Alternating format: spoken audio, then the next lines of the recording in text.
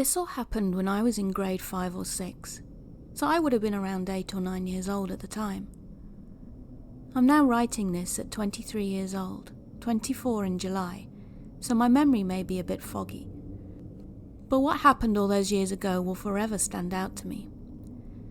I and my sister, who was 2 years younger than me, let's call her Paya, attended a little French immersion school growing up, and at the time weren't living close to it, so we had to take a school bus. The bus stop where we would be picked up in the morning and dropped off in the afternoon was about a block or so away from the apartment buildings where we lived. My sister and I would get up at 7 a.m. and catch the bus for 7:30 to get to school for 8, and there was another family that also caught the bus at our stop with some younger children, so we were never fully alone. But my sister and I made the walk there and home without adult supervision, because my mother worked nights and my sister and I thought we were old enough to walk the short distance alone. This is important for later. This all happened during late spring, around April-May, when the weather was getting consistently hotter during the day. It was upwards of 20 degrees Celsius, which again is important for later. I should also note that I have allergenic asthma, which means activities like running or strenuous exercise, as well as allergens like pollen, can and will trigger my asthma. So for this reason I wasn't a big runner, and seeing me run was a rare occurrence. So in the morning, and I'm not a morning person and never have been, it was bright and early at 7:15 a.m, and my sister and I headed out to go wait at the bus stop. Everything was pretty normal, me being the more obviously tired one of us, but something stuck out to me. I noticed an old brown pickup truck parked in one of the driveways of a nearby house, with a person sat in the driver's seat, seemingly doing nothing, maybe asleep. This wouldn't have been weird, except I knew the people there drove a minivan. Maybe it was just how ugly the colour of the brown pickup was, but it just stuck out to me. In hindsight, I should have questioned why the guy in the truck was just sat there for over 15 minutes doing nothing, but honestly I was too tired to care. Off to school we went, and the day was pretty forgettable in how routine it was. On the bus to go home, however, my sister and I got into an argument, so when we got to our stop, Paya took off running back to the house and ahead of me, leaving me with the parents who picked up their younger children at the stop. Then after they left, I was alone, and was not impressed by the stunt my sister had pulled. Regardless, I began my walk down the street with traffic passing me by the same way I was walking. I was about a minute into my walk home, when I noticed a brown pickup truck that looked oddly familiar. I hadn't realized it was probably the one from that morning, and it was slowing down beside me as I walked. Now it was a pretty hot day out. One kid had collapsed during recess because of heat stroke, so I was having a hard time already because of it. The driver of this old brown pickup rolled down the passenger window to talk to me, waving a hand at me to get me to stop. I did stop because I was raised to be polite, but I kept my distance, the patch of grass separating the curb and the sidewalk, meaning I had at least 60 centimeters of space between me and the curb. "Hey there, kiddo, where you headed?" the driver, a man in his late 50s or so, asked. Now I had been raised knowing all about stranger danger, so I was already on guard. "Home," I told him, purposely vague about it. At this point the man leaned over and unlocked his passenger door, and I was able to see him a little better. He had a tattoo of what I think was a tiger, and some other animals up his right arm, and he wore a plain grey muscle shirt. I couldn't see what kind of pants he was wearing because I was too short, and his hair was a salt and pepper of grey and black pulled into a low greasy ponytail, and he had a moustache. His skin tone was tan, but he seemed to be Caucasian, and his hands were large with a scar across his knuckles. "How about you hop in and I'll give you a ride? It's pretty hot out today." This complete stranger offered this to me with a smile, and I noticed then that he seemed to have a missing tooth. I of course smiled back, not to be rude, and simply said a polite, "No thank you, sir," and started walking again. Now this would have been fine and dandy if it had just ended at that. But instead he began keeping pace with me in his truck and insisting that I get in, that it was too hot out, and that all the other kids had been picked up. Now this struck me as odd and still does even now, because this meant he had been watching when all of us had gotten off the bus. Though I guess he didn't notice my sister run off. But still, this was creepy. I again said no thank you, but he didn't seem to take the hint. In fact, he became more pushy, and maybe a little irritated. He had pulled up so close to the curb he was almost jumping it with his pickup, and at this point I was really feeling scared that this man might do something I wouldn't like. I quickly said, "Have a nice day," and took off running as fast as I could towards my apartment complex. I vaguely heard him shout something at me, but I just kept running, cutting over the grassy hill with a few trees on it instead of staying on the sidewalk. I saw that someone had just left the underground parking area that connected two of the buildings and ran in just before the door that let cars out closed. I didn't stop running until I made it up to the 8th floor, got into my house and slammed and locked the door. At this point, I was in a full-blown asthma attack, as well as crying in fear, and I collapsed against the door, hyperventilating and sobbing. My sister was now freaking out at how I'd just burst in like that, but I couldn't get out what I was trying to say as I could barely breathe. Eventually, I was able to calm down and my mother came home, and I was able to explain what had happened.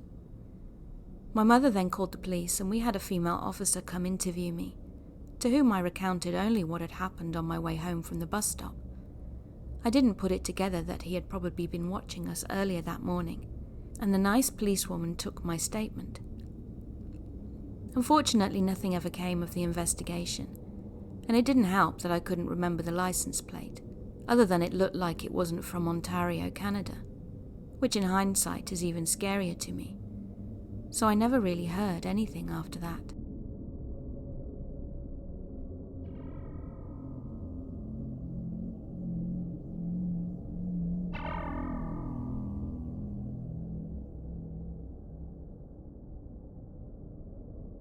This happened about 20 years ago when I was 9 years old, but my parents have also told me their side of the story on a bunch of different occasions, so that should help.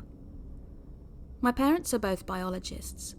They met at work and the rest is history.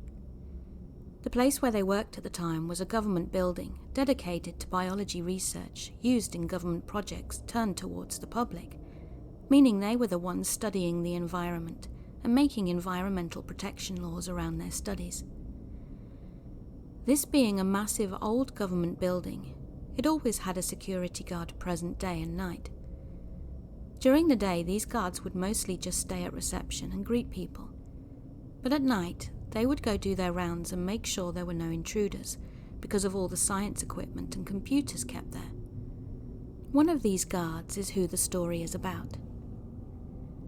Initially, he seemed like the nicest person you could meet. He was really nice to me, and frankly, all the memories I have from him before this were really nice. He would greet me and talk to me every time my parents brought me to work with them, and would make me paper aeroplanes, which he was surprisingly good at, and would throw them around with me. He would stay with me at reception in the days my parents had to work into the night, which obviously for me, that would get really boring, really fast, so he'd keep me company and entertain me. Mostly we would talk, play with the paper aeroplanes and watch TV. It all seemed nice enough for my parents to trust him with me, which was probably their biggest mistake. One night, my parents had to work even later than usual, and I think it was around 10 p.m. when they were still at it. So this guy, who was on the night shift, decided to take me around the building with him to do his rounds. We started on the top floor, checking all the rooms and the exterior part on the roof. Every room was so dark that I'd always stay a little behind and wait for him to turn on the lights. Then we stepped down to the second floor where my parents' office and labs were. We checked the opposite side of the building, going into labs with massive extractors, microscopes, and every kind of science equipment you might think of. Then we walked down the stairs to the first floor, where most of the administration rooms were. I still remember seeing some maps on the walls and embalmed fish everywhere serving as decor. First floor was all clear, so it was time to check the 2 basement levels. I thought it would have made sense to check the labs on the right side first, as the left side had a flight of stairs at the end leading up to where my parents were. But for some reason, he decided we'd go check that side first. We checked all the labs, but I noticed his pace was accelerating and he was starting to look and sound happier, excited even. Once again we checked all the labs, all the corners from one end to the other, turning the lights on ahead of us and turning them off behind us when we left. When we got to the last area, he turned all the lights on and we went inside. There were 3 separate offices on each side of the lab, and on the first one, he hurried towards the printer, opened it up, took out 2 pieces of paper and made 2 quick paper planes. That's when everything changed. He picked up one of the planes, went outside of the office and threw it towards the end of the room. Then he told me the one he just threw was mine and that we could throw them around in there. I ran to the other side of the room to pick up my plane, excited to play with it, and suddenly the lights went off. When I turned around to check what was happening, I saw him getting out of the lab, turning the lights off and locking the door. I ran to the door, punched it and kicked it while screaming for him to open, panic taking over me because of how scared I was of being in the dark at the time. Through the glass on the door, I could see him scurrying away in the corridors, turning the lights off as he went and disappearing after turning a corner. I'm pretty sure that everything I felt and every shadow and creepy monster I saw in there while waiting was part of my imagination because of how scared I was. I balled up against a corner and could see shadows moving around me in the dark. I could only cry, lost without knowing what was happening and why he was doing this. My parents finished work eventually, and when they did, they packed up their things and made their way to the lobby to pick me up and go home. When they got there, the security guard was at reception, but I was nowhere to be found. They panicked, of course, must have shouted 100 different cuss words at the guy, and I'm not sure how my dad didn't murder him right then and there. But when they first asked the guy where the hell I was and what he had done with me, he simply said that he had gone to do the rounds with me and I must have gotten lost somewhere. This is a building that would take you about an hour and a half to check from top to bottom, even if you're rushing, so must have gotten lost somewhere is not exactly helpful. They looked for hours without finding me. It was only when I saw a light far at the end of the corridors leading to the lab I was in that I got the courage to stand up, rush towards the door and start punching it as hard as I could. They finally found me there and made the guard unlock the door to get me out. I don't really remember sleeping that night, and if I did, it must have been out of exhaustion. But I know I made my mum stay in the bedroom with me the entire night. Of course my parents made a complaint against the guard, and when they did, and the guy started being investigated, he was fired and arrested. Not because of locking me away, where he probably hoped no one would find me, but because he had been partnering up with other criminals to steal computers and equipment from the building to sell in some shady market, along with the information in the hard drives. By then he had stolen a lot of old computers without anyone realizing, and who knows what his plans were for me that night.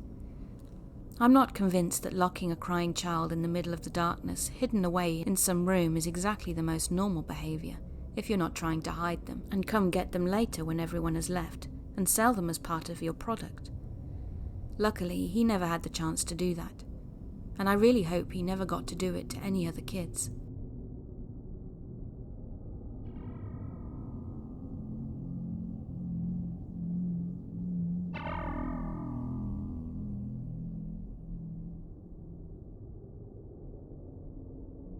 One late night around 3 a.m, I was sitting at home on my PC watching movies and playing games, etc., when I noticed that I was out of cigarettes. The only place open that late at night was our local gas station, which isn't too far, but I decided to drive as I was feeling lazy. So I grabbed my car keys, locked up my house and went to the gas station to get some cigarettes. Now, I live in a small European country, which is known as the safest country on the planet. But that still doesn't mean that some bad things don't happen here and there from time to time.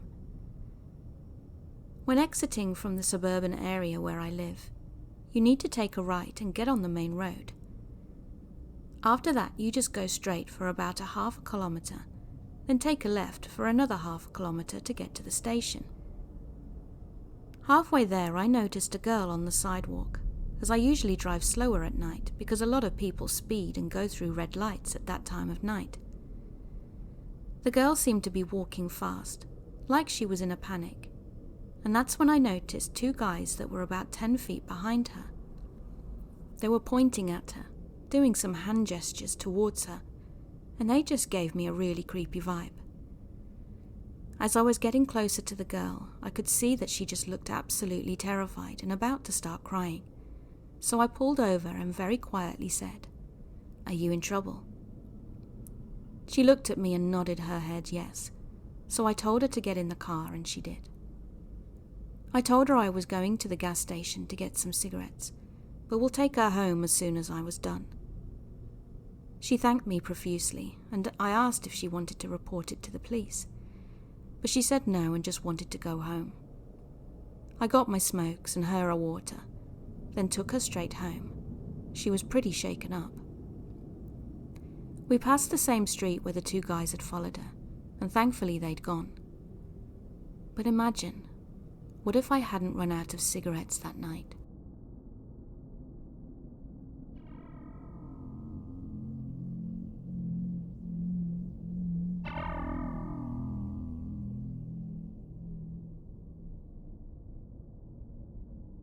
Recently there was an Amber Alert out, and my daughter was asking me what the beeping sound was all about.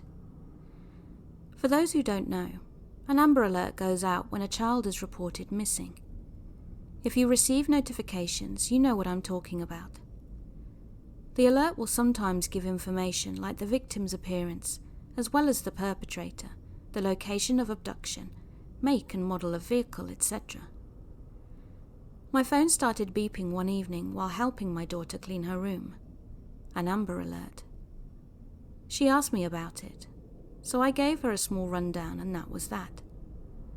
However, it triggered a childhood memory I have where I believe with all my heart that I was almost kidnapped when I was a kid. To be clear, this isn't a memory that was laying dormant in my subconscious, and this random Amber Alert and talk with my kid caused it to resurface in my mind. This incident is something I've pondered and thought about off and on for years now.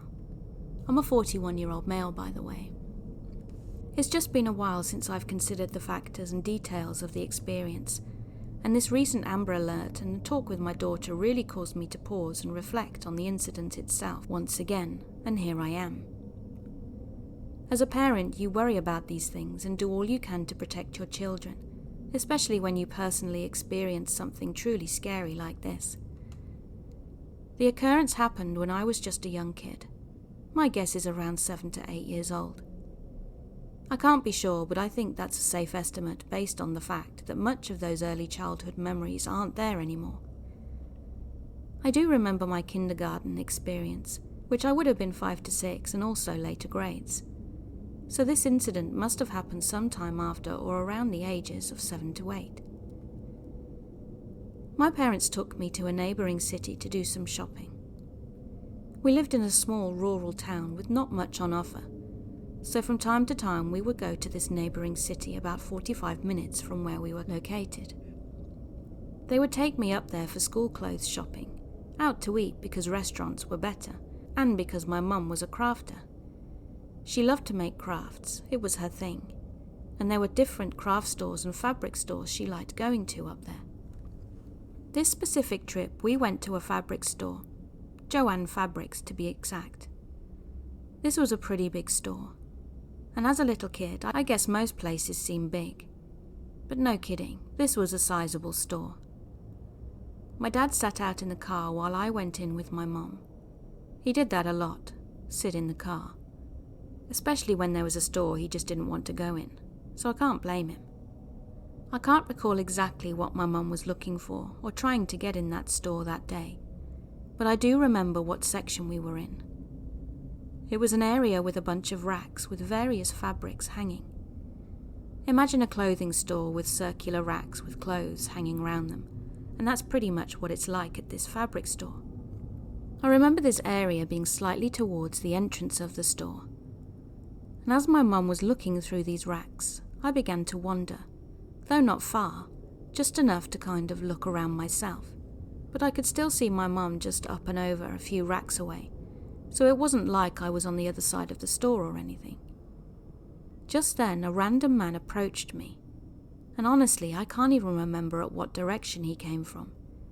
It's just like I was there by myself one minute, and the next I looked up and saw this guy. It was like he came in fast and out of nowhere. I quickly looked over to where my mum was, and she'd moved a few racks up away, but I could still see her. There was a fair bit of distance between my mum and me at this point.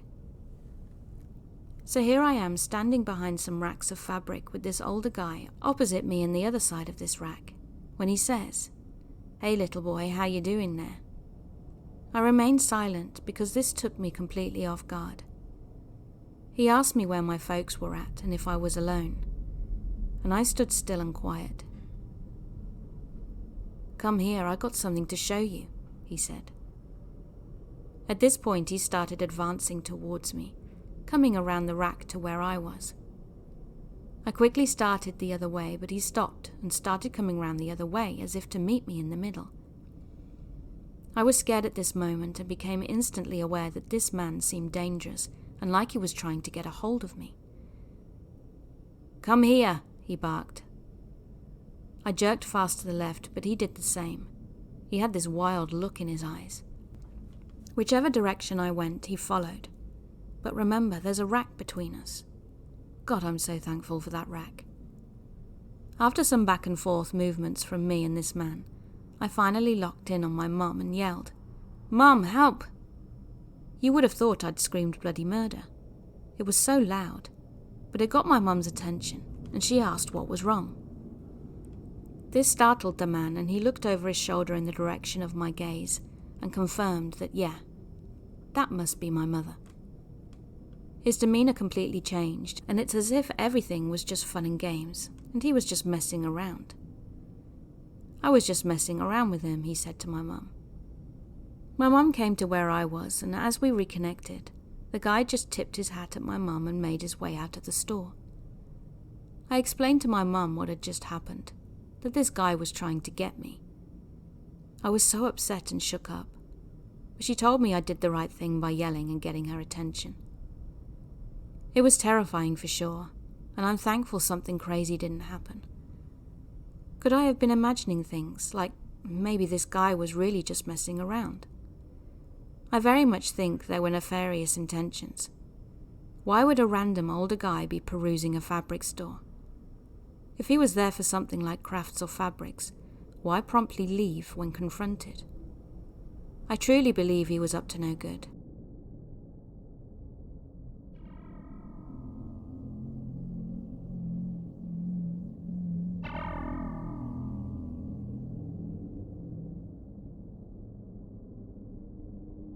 At the time of this story, I was in my old bedroom, which was basically one of the smallest rooms in the house.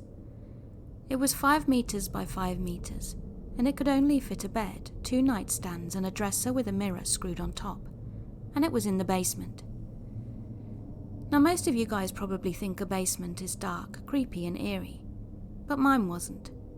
My parents made sure to make it as full of life as possible, painting the walls, installing a gaming room, which I used often, and basically making it really cool if someone in our family wanted to have a party there.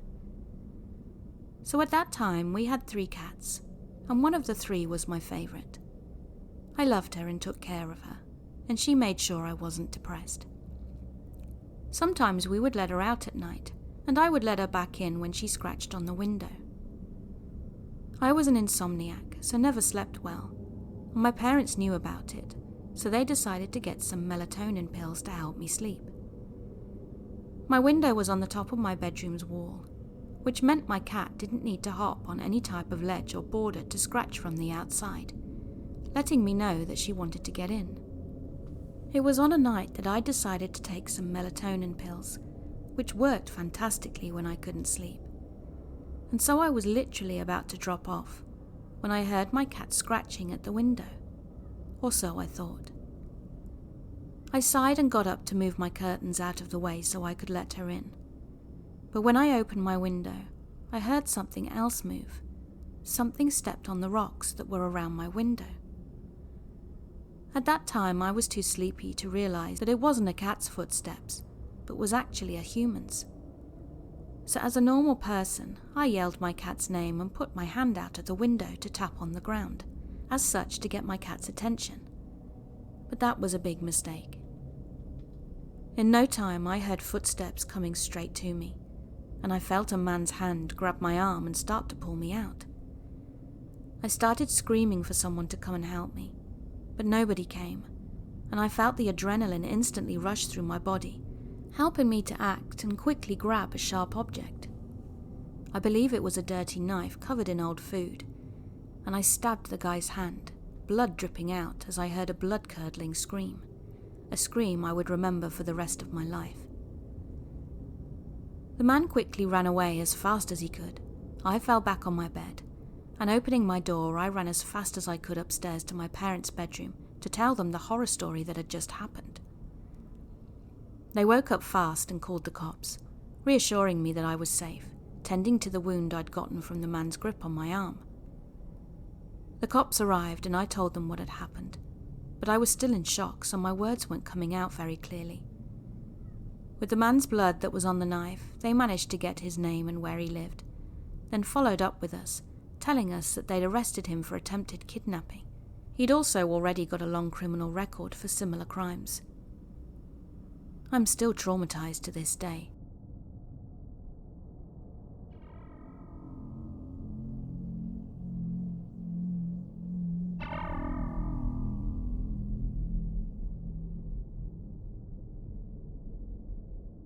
This is a story that pops back into my mind from time to time. I've only told it to a few people, but I definitely feel like it deserves its place here. It's for sure one of the scariest moments I've ever had as a child. Back when I was around 10 years old, my mum finally decided that it was time for her to get her driver's license. When she began taking lessons, she was struggling a lot. And for that reason, my dad decided that he wanted to do some practice with her, as well as the official lessons with her instructor, just to make sure that she'd pass the upcoming test on her first try.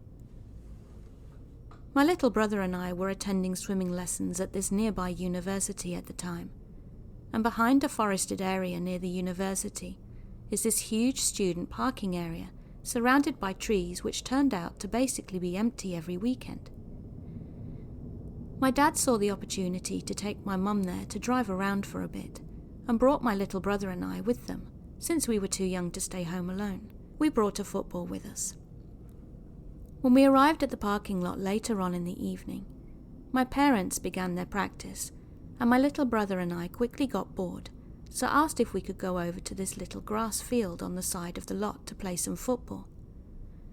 My parents let us, since they'd always be able to keep their eyes on us whilst driving around, and after playing for some time, my parents ended up driving around in the other end of the parking lot, being approximately 300 to 400 meters away from my brother and I.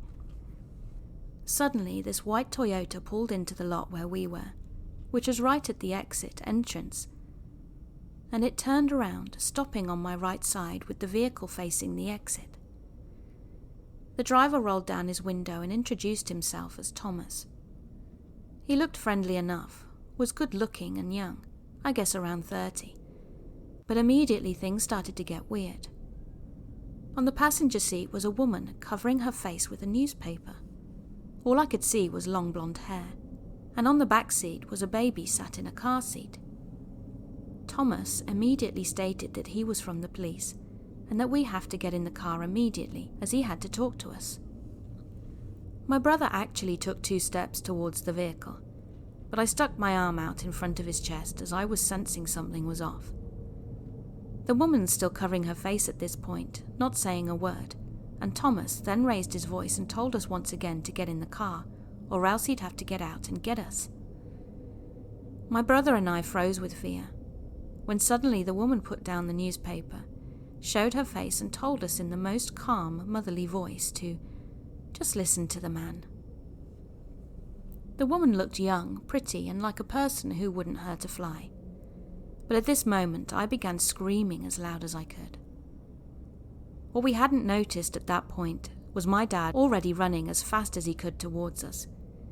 He was coming from behind the vehicle, so we hadn't seen him, but my parents hadn't had time to drive over to us, as the road down the parking lot was twisted all the way. But when my dad heard my scream, he started yelling as loud as he could. "Hey, who the hell are you? Get the hell away from my children." As soon as Thomas heard my dad and realized my brother and I weren't alone, he threw his car into gear and took off as fast as he could. He most definitely looked like a person who'd shat himself when he saw my dad. My dad was furious and told my brother and I to hurry up back to the car. He hadn't even thought about calling the police at that point. He just wanted to beat up the guy himself, which resulted in us driving around for the next hour trying to find him, before my dad eventually cooled down and decided that he should probably just call the police. We never found out who those people were, but this incident taught me to never judge a book by its cover. People can be the most friendly looking in the world, and still wish evil upon you or the ones you love. I'm not sure what these people would have done to us, but I am sure about one thing. They definitely weren't from the police.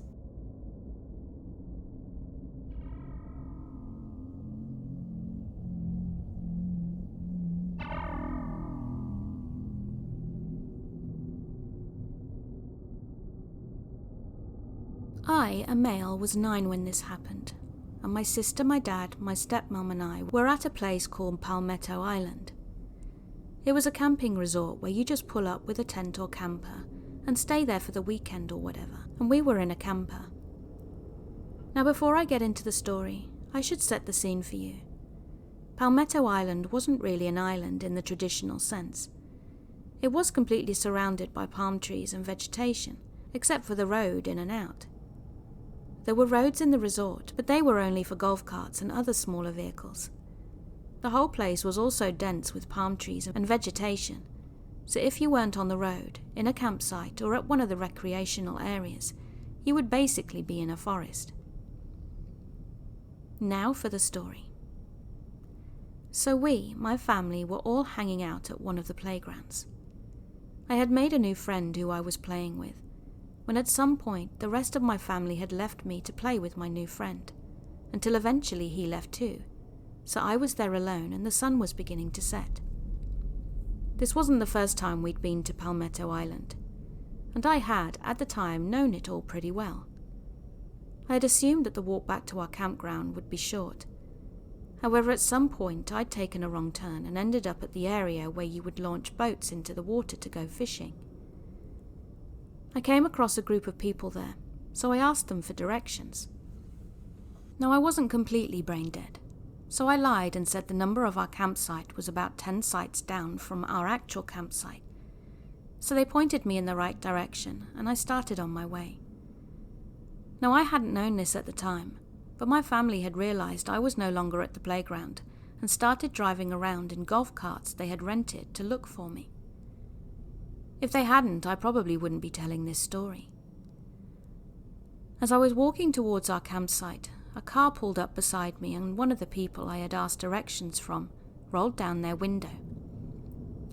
Keep in mind, I had been walking for about an hour or two in total already, so he offered me a ride and told me to get into the front seat. Me, tired and weary from walking, accepted and got into the car. And I know now that that is something you should absolutely never do. We're driving in the right direction, until he passed up the entrance to the campsites, at which point I knew something was wrong. I told him he'd missed the turn, but he didn't respond. Though by some stroke of divine luck, I saw my dad in a golf cart driving towards us in the opposite direction, so I started yelling and waving at him. He pulled up in front of the car and stopped, and so did the guy driving me. I used the manual unlock in the car and ran to my dad, who had his concealed carry drawn on the guy as soon as I was out of the way. He called the police and held the guy at gunpoint until they got there and arrested him. I'm only now telling this story because I found out last week that the guy and his whole family had done this before, and they'd gotten away with it. I try not to think about what would have happened to me had my dad not showed up when he did.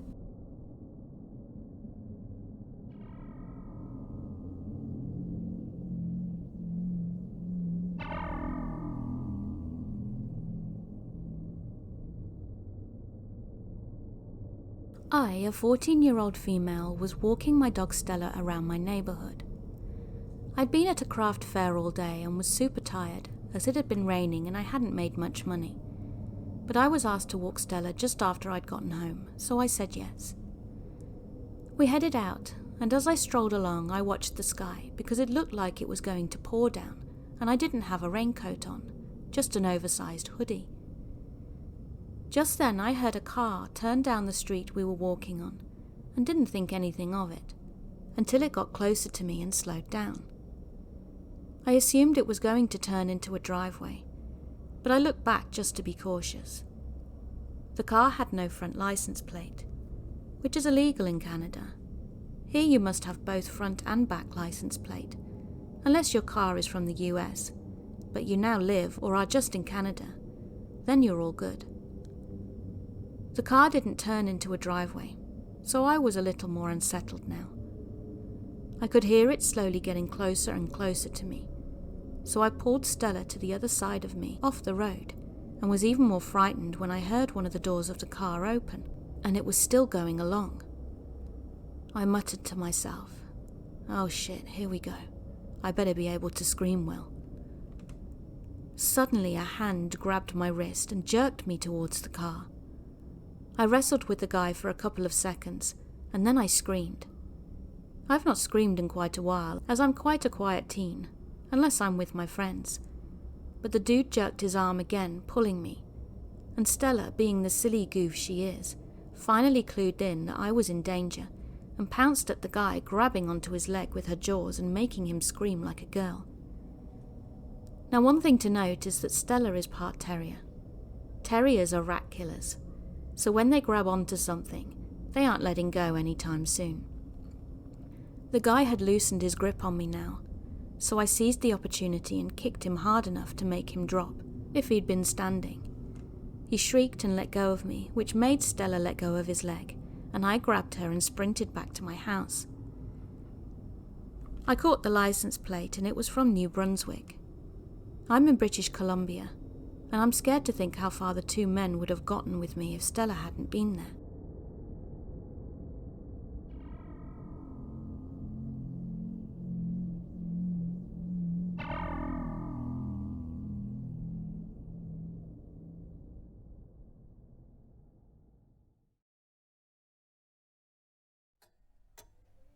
Hey guys, I hope you enjoyed the stories in this episode. Please let me know what your views are, and hit that like and subscribe button. Until next time, keep being creepy.